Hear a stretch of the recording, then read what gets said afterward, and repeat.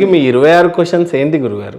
Last time కూడా చెప్పాం, ఒకటి నేను ఉంది కదా, కనీసం ఒక 4 అడుగుతారు మీరు మన సిగ్నేచర్ స్టూడియోస్ వేదికగా. అప్పుడు కనీసం ఒక 5 అయినా అడగండి. కింద కమెంట్ రూపంలో ఏమన్నా వాళ్ళు తెలియజేయగలిగితే మనం చూద్దాం. ఖచ్చితంగా అప్పుడు కూడా ఇలాగే మీరే చదవండి 26 ప్రశ్నలు, కనీసం 5 చదువుతాను, ఇది పూర్తి చేస్తాను. విపి రెడ్డి గారు ఫోన్ చేశారు, సార్ నేను చెప్పేస్తాను అన్నారు. చాలా సంతోషం అండి, అందాక ఒకటి చెప్పండి అన్న. మీకు పీడిఎఫ్ వచ్చి ఉంటుంది కదా ఆల్రెడీ, 26 క్వశ్చన్, ఒకటి చెప్పండి అన్న.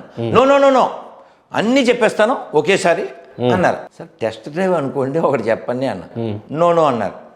నేను క్వాలిఫై మీరు అవుతారో లేదో మాకు ఎలా తెలుస్తుంది సార్, ఒకటైనా చెప్పండి అన్న.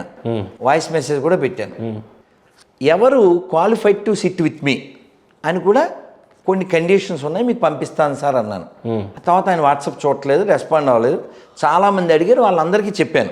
ఆ నియమాలు కూడా చెప్తాను, ఈ క్వశ్చన్స్లో కొన్ని చెప్తాను. తర్వాత ఈ ప్రశ్నలు మాత్రం కేవలం క్రిస్టియన్స్కేనా సార్? ఇక్కడ మన టైటిల్ మీరు చూడలేదు సార్, పైన చూడండి సార్.